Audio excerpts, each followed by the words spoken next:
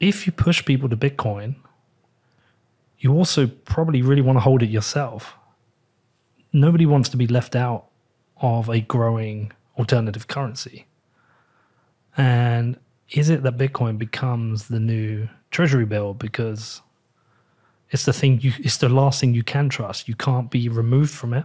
I mean, it might not have this interest rate that you get guaranteed with treasury bills, but it becomes this like the one last thing you can fully trust. And even if it starts with these potentially third world nations, if it continues to grow and grow and grow, there's a threat to not being part of it.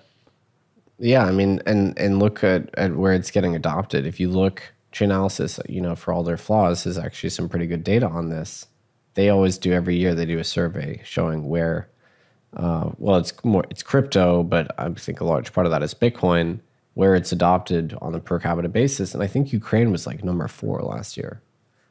And it's all the top 10. It's places like Vietnam, India. I think Russia's up there, Colombia, Venezuela, Nigeria.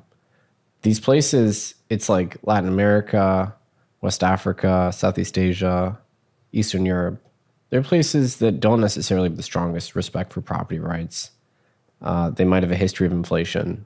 They might have a history of banking system that doesn't work or is used to plunder the savings of individuals. So it's all places where you have a reason to want to own your assets directly, outside of the control of either the state or the banking system. And it's not a coincidence that Ukraine was up there. Now, Ukrainians are relatively well positioned in terms of becoming refugees and asylum seekers and leaving their homes. Obviously, it's tragic that they have to do that, but leaving their homes with at least a portion of their savings intact because they can hold it on a hardware wallet or memorize 12 words.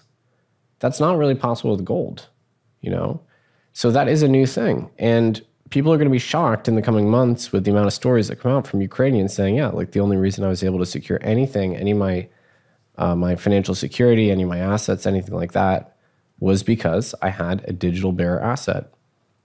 Well, those stories are already coming out. I've seen them. Yeah, exactly. I mean, and, we have employees that are actively doing this, right? So I can attest on a firsthand basis. Having a digital bearer asset, something you can truly own that's outside the banking system because it's not working in Russia or Ukraine right now. The ATMs aren't working. The currencies themselves are failing. The banks don't work. You don't have time to, get your, affairs in order or anything like that. Cryptocurrency, Bitcoin, is working, right? It continues to work. And now not everyone was onboarded onto it, obviously. Only a small percentage of the population was. But for those that were, it's a lifesaver. It's a godsend. And so it is this bottom-up movement that is demonstrating real value in, relatively developed countries. This isn't in like the total third world or anything like that. So I don't know how you ignore that case study. We see a lot of sort of like Americans dismissing cryptocurrency and Bitcoin, saying it has no use. But how can you possibly look at what's happening in Eastern Europe and think to yourself, this thing is useless now? Because it's the last line of defense financially for a lot of these people that would have had no alternative otherwise.